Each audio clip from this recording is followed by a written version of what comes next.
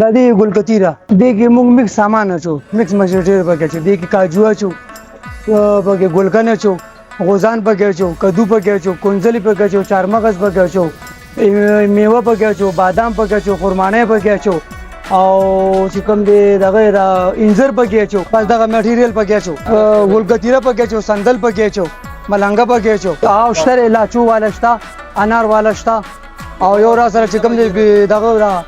پالسا وا هغه ختم شو پیر د دې ډیر وخت کې چې دا دکان دلته کې چالو لري دا ډیر وخت نه دلته دا د دې دا وجه چې دې دا یخ دی کنه دا زړه له مېدی له یخواله ورګي کنه دې دا ګل کتیره را نه دا موږ دی بادام ولا نجی راخلو چې تاسو ختم شو ما سره دا غوزان ختم شو تاسو ولاړو چې دلته لاړم پاکټ مې راواغه غوزان ولنه بادام ولنه دې کې موجود یاره جی د لری لری زینونه ولا خلک راځي مختلف خلک څوک ول د کوار نه راځي څوک د انګون نه راځي څوک د ټل نه راځي رورا څوک د کارخانو نه راځي څوک د تختبیک نه راځي څوک د یاتاباد نه راځي څوک د تاکان نه راځي رورا پوشي څوک د بډابیر نه راځي څوک د ځنګلي نه راځي نه ګلاس نه وي دا کټوري ری جام دا غټ جام دا موږ 200 روپے ورکو څه به وایي اس په نشي ویل چې هغه دا مټیریل مستاسو د وړاندې دا اډه کتو ګوره ډیری دکان ته لاړ شو 200 روپے ورکې ډیری بادام ولنه دومره سامان په 200 راوړي دا هم چې بس ګرمي را لینو چې بس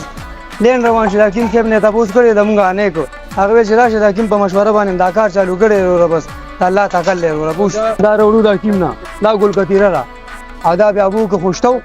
هغه چې خنر مشي دینه بیا ګل کتیره جوړ شي